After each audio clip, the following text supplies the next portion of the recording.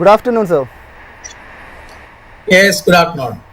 Sir, ഇന്നത്തെ ഒരു MPC പരിശോധിക്കുകയാണെങ്കിൽ കാണാൻ വേണ്ടിയിട്ട് സാധിക്കുന്നത് കാര്യമായിട്ടുള്ള ഒരു ഇൻഫ്ലേഷണറി പ്രഷറും ഒന്നും നിലനിൽക്കാത്ത ഒരു സമയത്തായിരുന്നു ഈ ഒരു ഡിസിഷൻ MPC മീറ്റിംഗ് ഒക്കെ നടന്നിരുന്നത്. അതുകൊണ്ട് തന്നെ തീർച്ചയായിട്ടും ഒരു റേറ്റ് കട്ടിനുള്ള ഒരു അവസരം അവിടെ ഉണ്ടായിരുന്നു. പക്ഷേ വന്നിരിക്കുന്നത് ഒരു അൺആനിമസ്ലി ആയിട്ട് ഐക്യകണ്ഠേന തന്നെ എല്ലാവരും ഇപ്പോൾ തീരുമാനിച്ചിരിക്കുന്നത് ഒരു റേറ്റ് കട്ട് വേണ്ട എന്നുള്ളൊരു കാര്യമാണ് റിസർവ് ബാങ്ക് അറിയിച്ചിരിക്കുന്നത്. ഇതിനെ സംബന്ധിച്ചിടത്തോളമുള്ള താങ്കളുടെ ഒരു പ്രതികരണം എന്താണ്?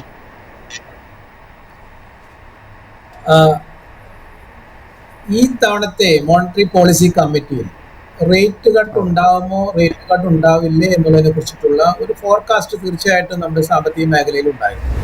വളരെ എക്സ്പെർട്ടുകളെല്ലാം തന്നെ ഈ കാര്യങ്ങളിലെല്ലാം അഭിപ്രായങ്ങൾ പറഞ്ഞിട്ടുള്ളതാണ്.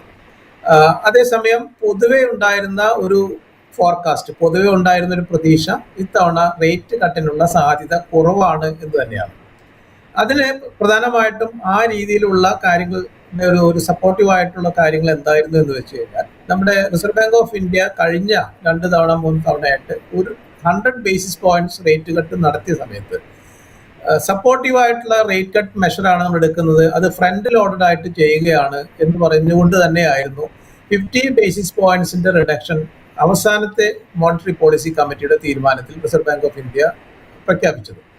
അതിനോടൊപ്പം തന്നെ കഴിഞ്ഞ തവണ ക്യാഷ് റിസർവ് റേഷ്യോയിലും 50 ബേസിസ് പോയിന്റ്സിന്റെ കുറവുണ്ടാവും. അത് സെപ്റ്റംബർ മാസം മുതൽ നവംബർ മാസം വരെയുള്ള ഒരു സമയത്തായിരിക്കും അതിന്റെ ഇംപ്ലിമെന്റേഷൻ, എക്സിക്യൂഷൻ വരിക എന്നുള്ള രീതിയിലായിരുന്നുള്ള 2 ഇമ്പോർട്ടന്റ് മെഷേഴ്സ് പറഞ്ഞിരുന്നതാണ്.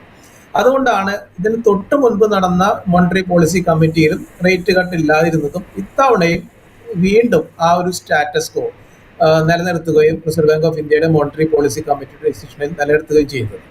അതേസമയം മോണിറ്ററി പോളിസി കമ്മിറ്റിയുടെ ഡിസിഷന്റെ ചർച്ചയുടെ ഭാഗമായിട്ടോ അല്ലെങ്കിൽ മാറിയ സാഹചര്യത്തിൽ അനുസരിച്ച് നോക്കുമ്പോഴോ 25 ബേസിസ് പോയിന്റ്സ് എങ്കിലും 25 ബേസിസ് പോയിന്റ്സ് എങ്കിലും കുറയ്ക്കും എന്നുള്ളൊരു പ്രതീക്ഷ ഒരു സെക്ഷൻ ഓഫ് ഉണ്ടായിരുന്നു. വിപണിയുടെ സാമ്പത്തിക മേഖലയിലെ ചർച്ചകൾ നടത്തുമ്പോൾ തന്നെ കുറച്ചു പേർക്കെങ്കിലും അങ്ങനെ ഒരു അഭിപ്രായം ഉണ്ടായിരുന്നു. അതിന് അതിൻ്റെതായിട്ടുള്ള കാരണങ്ങൾ ഉണ്ട് താൻ. അതിൽ പ്രധാനപ്പെട്ട ഒരു കാരണം US ട്രേഡ് താരിഫുമായിട്ട് ബന്ധപ്പെട്ട ചലഞ്ചസ് ആണ്. അവിടെ നമ്മുടെ എക്സ്പോർട്ട് ബിസിനസ്സിനെയും നമ്മുടെ മറ്റു രീതിയിലുള്ള GDP വളർച്ചയെല്ലാം ബാധിക്കുന്ന ഒരു സാഹചര്യങ്ങൾ ഉണ്ടായേക്കാം എന്നുള്ളത് കൊണ്ട് നമുക്ക് തീർച്ചയായിട്ടും internal supporting machinery, internal supporting ആയിട്ടുള്ള സാഹചര്യം കൂടുതലായിട്ട് ഉണ്ടാവണം. GDP റേറ്റ് അല്പം മുന്നോട്ട് കയറി നിൽക്കുകയാണെങ്കിൽ പോലും നമ്മളെ സംബന്ധിച്ചിടത്തോളം ആ ഒരു അഡീഷണൽ സപ്പോർട്ട് ഇന്റേണൽ ഡൊമസ്റ്റിക് കൺസംഷനെ സപ്പോർട്ട് ചെയ്യുന്ന, ഡൊമസ്റ്റിക് ഗ്രോത്തിനെ സപ്പോർട്ട് ചെയ്യുന്ന ഒരു സംവിധാനം ഈ ഒരു ചലഞ്ചിന്റെ അടിസ്ഥാനത്തിൽ വേണം എന്നുള്ളൊരു തോട്ടിന്റെ അടിസ്ഥാനത്തിൽ തന്നെയായിരുന്നു 25 ബേസിസ് പോയിന്റ്സ് എങ്കിലും ഇത്തവണ കുറയ്ക്കണം എന്നൊരു തോട്ട് ഉണ്ടായിരുന്നത്. അതേസമയം ആ രീതിയിലേക്കുള്ള ഒരു ഡിസിഷൻ അല്ല ഇത്തവണ വന്നത്. ഇത്തവണ 6 മെമ്പർമാരും മോണിറ്ററി പോളിസി കമ്മിറ്റിയുടെ 6 മെമ്പർമാരും യുനാനിമസ് ആയിട്ട് തന്നെ ഒരു ഡിസിഷനാണ് എടുത്തത്. നമുക്ക് അല്പം കൂടെ പ്രൂഡൻഷ്യൽ ആയിട്ട്, കൺസർവേറ്റീവ് ആയിട്ട് കാര്യങ്ങളെ വിലയിരുത്തിക്കൊണ്ട് തന്നെ നമുക്ക് റേറ്റ് കട്ടിലേക്ക് പോയാൽ മതി. ഫെഡറൽ റേറ്റ് കട്ട് നിലനിൽക്കുന്ന സാഹചര്യത്തിൽ പോലും ഇന്ത്യയിലെ മോണിറ്ററി പോളിസി കമ്മിറ്റിയും റിസർവ് ബാങ്ക് ഓഫ് ഇന്ത്യയും അങ്ങനെ വളരെ സുചിതമായിട്ടുള്ള ഒരു നിലപാടാണ് ഇത്തവണ എടുത്തത്. വ്യക്തിപരമായിട്ട് എൻ്റെ അഭിപ്രായം ആ തീരുമാനം ശരിയാണ് എന്നുള്ളതാണ്. മോണിറ്ററി പോളിസിയുടെ തീരുമാനങ്ങൾ നമ്മൾ വളരെ ട്രെൻഡിനെ അനുസരിച്ച് മാത്രം, വളരെ റീസെന്റ് ആയിട്ടുള്ള ട്രെൻഡിനെ അനുസരിച്ച് മാത്രം എടുക്കേണ്ട ഒരു തീരുമാനമല്ല. അത് വളരെ ഒരുപാട് കാര്യങ്ങൾ മുന്നിൽ കണ്ടുകൊണ്ടും നിലവിലുള്ള സാഹചര്യങ്ങൾക്ക് മനസ്സിലെടുക്കുമ്പോൾ തന്നെ മുന്നിൽ കണ്ടുകൊണ്ടും എടുക്കേണ്ട ഒരു തീരുമാനമാണ്. അതുകൊണ്ട് ആ രീതിയിൽ നോക്കുമ്പോൾ റിസർവ് ബാങ്ക് ഓഫ് ഇന്ത്യയുടെ അല്ലെങ്കിൽ മോണിറ്ററി പോളിസിയുടെ ഇന്നത്തെ തീരുമാനം തീർച്ചയായിട്ടും യുക്തിസഹമാണ്, ഉചിതമാണ് എന്നുള്ള രീതിയിലാണ് എൻ്റെ ഒരു വിലയിരുത്തൽ. സർ, റിസർവ് ബാങ്കിൻ്റെ ഒരു മോണിറ്ററി പോളിസി GDPയുടെ ഒരു ഫോർകാസ്റ്റ് തന്നെ പരിശോധിക്കുകയാണെങ്കിൽ 2026 ഒന്നാം പാദത്തിൽ, സാമ്പത്തിക വർഷത്തിൻ്റെ ഒന്നാം പാദത്തിൽ വളരെ മികച്ച ഒരു ഗ്രോത്ത് ഉണ്ടായിരുന്നു. രണ്ടാം പാദത്തിലും മുൻപത്തെ ഫോർകാസ്റ്റിനേക്കാൾ മികച്ച ഒരു ഗ്രോത്ത് തന്നെയാണ് അവർ പറഞ്ഞിരിക്കുന്നതും.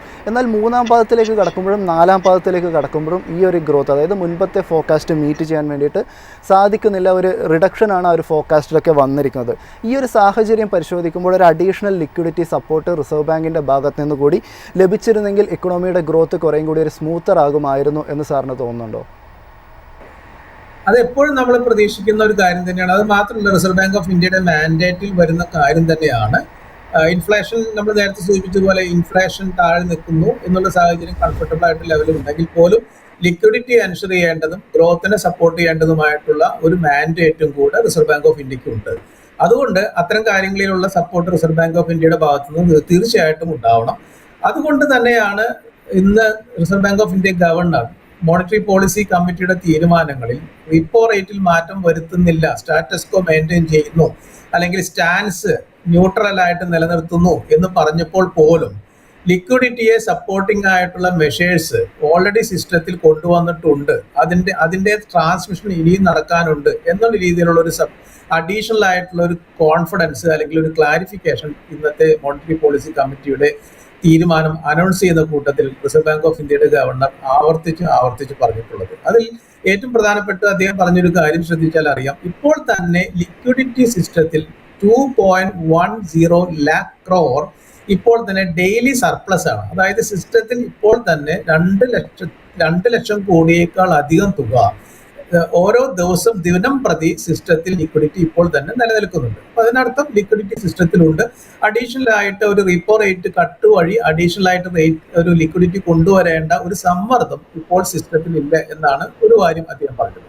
മറ്റൊന്ന് അദ്ദേഹം കൂട്ടത്തിൽ ചേർത്തത് നേരത്തെ ഞാൻ സൂചിപ്പിച്ചതുപോലെ ക്യാഷ് റിസർവ് റേഷ്യോയുടെ ട്രാൻസ്മിഷൻ, അതിന്റെ രണ്ടാമത്തെ ട്രാൻഷ് ഇനി ഇവിടെ നിന്ന് അങ്ങോട്ടുള്ള 2 മാസങ്ങളിലാണ് വരുന്നത്. ഒക്ടോബറിലും നവംബറിലും കൂടിയാണ് ക്യാഷ് റിസർവ് റേഷ്യോയുടെ രണ്ടാമത്തെ ട്രാൻഷ് ആയിട്ടുള്ള 25 ബേസിസ് പോയിന്റ്സിന്റെ അഡീഷണൽ റിലീസ് ഓഫ് ഫണ്ട്സ് വരുന്നത് ഈ ഒക്ടോബർ മാസവും നവംബർ മാസത്തിലായിട്ടാണ്. അപ്പൊ അവിടെ ഒരു അഡീഷണൽ സപ്പോർട്ട് ഉണ്ടാവും. അത് കൂടാതെ അദ്ദേഹം ഈ പറഞ്ഞ ചലഞ്ചസിനെ വീണ്ടും, അതായത് ലിക്വിഡിറ്റിയെ എൻഷുർ ചെയ്യാനും കൺസംഷനെ സപ്പോർട്ട് ചെയ്യാനായിട്ടുള്ള ഒരു സംവിധാനം GSTയുടെ റീവിസിറ്റ് മൂലം, GST റേറ്റ് 5% അല്ലെങ്കിൽ 18% ആയി റീവിസിറ്റ് ചെയ്ത് വഴി അല്ലെങ്കിൽ കുറച്ചത് വഴി ആളുകളുടെ കയ്യിൽ കൂടുതലായിട്ടുള്ള ഒരു ലിക്വിഡിറ്റി സംവിധാനം ഉണ്ടാവും, കൺസംഷൻ കൂടും. ഈ 2 കാര്യങ്ങൾ തീർച്ചയായിട്ടും നമ്മുടെ ഗ്രോത്തിനെ സപ്പോർട്ട് ചെയ്യും. അപ്പൊ അഡീഷണൽ ആയിട്ടുള്ള ലിക്വിഡിറ്റി മെഷർ ഇത്തവണ അഡീഷണൽ ആയിട്ടില്ലെങ്കിൽ പോലും അത് സംഭവിക്കും. കൂടാതെ അദ്ദേഹം പറഞ്ഞിരിക്കുന്ന ഒരു ഫോർകാസ്റ്റ് ഇതുപോലെ തന്നെ നല്ല മൺസൂൺ ആണ്, നമുക്ക് ഹാർവസ്റ്റ് എല്ലാം ഉണ്ടാവും. അപ്പം അഗ്രികൾച്ചറൽ പ്രൊഡ്യൂസേഴ്സ് കൂടുതലുണ്ടാവും. അതിന്റെ അടിസ്ഥാനത്തിൽ അതിൻ്റെതായിട്ടുള്ള സപ്പോർട്ടീവ് മെഷീനറി ഗ്രോത്ത് സംവിധാനത്തിൽ ഉണ്ടാകും. ഇൻഫ്ലേഷൻ, ഫുഡ് ഇൻഫ്ലേഷൻ കുറവായിരിക്കും. ഇൻട്രൊഡക്ഷനിൽ തന്നെ സൂചിപ്പിക്കുകയുണ്ടായി ഫുഡ് ഇൻഫ്ലേഷന്റെ കാര്യത്തിൽ കുറവ് വന്നിട്ടുണ്ട്, ഇനിയും അതിൽ കുറവും ഉണ്ടാവും എന്ന് തന്നെയാണ് പ്രതീക്ഷിക്കുന്നത്. അപ്പൊ ഇൻഫ്ലേഷന്റെ ഒരു ത്രെട്ട് അവിടെ നമ്മൾ പ്രതീക്ഷിക്കുന്നില്ല. അതുകൂടാതെ നമ്മൾ നേരത്തെ കൊടുത്തിരിക്കുന്ന 100 ബേസിസ് പോയിന്റ്സിന്റെ ട്രാൻസ്മിഷൻ ഇപ്പോഴും കംപ്ലീറ്റ് ആയിട്ടില്ല. പല ബാങ്കുകളും അത് പൂർണ്ണമായിട്ടും നൽകിയിട്ടുണ്ടെങ്കിലും ആ സിസ്റ്റത്തിൽ പ്രത്യേകിച്ചും MCLR മൂലമായിട്ടുള്ള ഒരു 40% കവർ ചെയ്ത് നിൽക്കുന്നത് ബാങ്കുകളുടെ ലോണിലെല്ലാം ഏകദേശം 40% എല്ലാം MCLRലേക്ക് നിൽക്കുന്ന ലോണുകളാണ്. അപ്പോൾ റീപ്പോ റേറ്റിന്റെ കുറവ് അനുസരിച്ചുള്ള ട്രാൻസ്മിഷൻ ഇപ്പോഴും കംപ്ലീറ്റ് ആയിട്ടില്ല. അപ്പൊ അതിന്റെ ഒരു ഇമ്പാക്ട് മുഴുവനും നമ്മൾ മനസ്സിലാക്കാനിരിക്കുന്നുള്ളൂ, കൂടുതലായിട്ടുള്ള ഒരു ഇമ്പാക്ട് അതിലേക്ക് വരാനിരിക്കുന്നതേ ഉള്ളൂ എന്നുള്ള രീതിയിലും അദ്ദേഹം പറഞ്ഞിട്ടുണ്ട്. അപ്പൊ ഈ ഒരു 5-6 മെഷേഴ്സ് നിലനിൽക്കുന്ന ഒരു സാഹചര്യത്തിൽ ലിക്വിഡിറ്റി എൻഷുർ ചെയ്യാനും ഗ്രോത്തിനെ സപ്പോർട്ട് ചെയ്യാനുമായിട്ടുള്ള ഒരു സംവിധാനം, പ്രത്യേകിച്ചും ഡിമാൻഡ് സൈഡിലുള്ള വളർച്ചയും കൺസപ്ഷൻ സൈഡിലുള്ള വളർച്ചയും എല്ലാം പ്രതീക്ഷിക്കുന്ന ഈ ഒരു സാഹചര്യത്തിൽ അത് സാധിക്കുമെന്നാണ് റിസർവ് ബാങ്ക് ഓഫ് ഇന്ത്യയുടെ ഗവർണർ എന്ന് പറഞ്ഞിട്ടുള്ളത് അദ്ദേഹം. അപ്പൊ അതുകൊണ്ട് റിസർവ് ബാങ്ക് ഓഫ് ഇന്ത്യക്ക് നൽകിയിരിക്കുന്ന മാൻഡേറ്റ് ഗ്രോത്തിനെ ഫോക്കസ് ചെയ്തുകൊണ്ട് തന്നെ വേണം ഇൻഫ്ലേഷനും ലിക്വിഡിറ്റിയും മാനേജ് ചെയ്യേണ്ടത് എന്ന് റിസർവ് ബാങ്ക് ഓഫ് ഇന്ത്യക്ക് കൊടുത്തിരിക്കുന്ന മാൻഡേറ്റ് അതും കൂടെ മനസ്സിൽ കണ്ടുകൊണ്ട് തന്നെയാണ്, അതും കൂടെ ഫാക്ടർ ചെയ്തുകൊണ്ട് തന്നെയാണ് ഇത്തവണ ഈ റേറ്റ് റിഡക്ഷൻ വേണ്ട, സ്റ്റാറ്റസ് കോ മെയിൻറ്റെയിൻ ചെയ്യാം എന്ന് തീരുമാനിച്ചിട്ടുള്ളത്. അതുകൊണ്ടാണ് ഞാൻ നേരത്തെ സൂചിപ്പിച്ചത് ആ റേറ്റ് റിഡക്ഷൻ ഏതായാലും ഉചിതമായിട്ട് തന്നെയാണ്. അതേസമയം അഡീഷണൽ ആയിട്ട് ഒരു കാര്യം കൂടെ ഞാനിവിടെ പറയാൻ ആഗ്രഹിക്കുകയാണ്. റിസർവ് ബാങ്ക് ഓഫ് ഇന്ത്യയുടെ ഈ തീരുമാനം നമ്മൾ ഉചിതമാണ്, സമയോചിതമാണ് എന്ന് പറയുമ്പോൾ പോലും RBIയുടെ തീരുമാനങ്ങളിലും അദ്ദേഹത്തിന്റെ പ്രഖ്യാപനങ്ങളിലും പറഞ്ഞിരിക്കുന്ന കൺസിഡർ ചെയ്തിരിക്കുന്ന ഫാക്ടേഴ്സ് തന്നെയാണ് എന്നുണ്ടെങ്കിലും വളരെ അൺസർട്ടൺ ആയിട്ടുള്ള ഒരു സാമ്പത്തിക സാഹചര്യത്തിലാണ് ഇന്ത്യ അടക്കമുള്ള ലോകരാജ്യങ്ങളെല്ലാം ഇപ്പോൾ നിലനിൽക്കുന്നത്. ഇന്ത്യയെ സംബന്ധിച്ചിടത്തോളം US ട്രേഡ് താരിഫ് എന്ന് പറയുന്നത് ഇപ്പോഴും ഒരു തീരുമാനമാവാത്ത ഒരു കീറാമുട്ടിയായി നിലനിൽക്കുകയാണ്. ആ സാഹചര്യം നിലനിൽക്കുന്ന ഒരു സാഹചര്യത്തിൽ നമ്മൾ 6.8% GDP ഈ സാമ്പത്തിക വർഷം ഉയരും എന്നുള്ള ഒരു ഫോർകാസ്റ്റ് ഒരു പക്ഷേ എത്രമാത്രം ഒരു റിയലിസ്റ്റിക് ആയിരിക്കും എന്ന് നമ്മൾ കണ്ടറിയേണ്ടതുണ്ട്.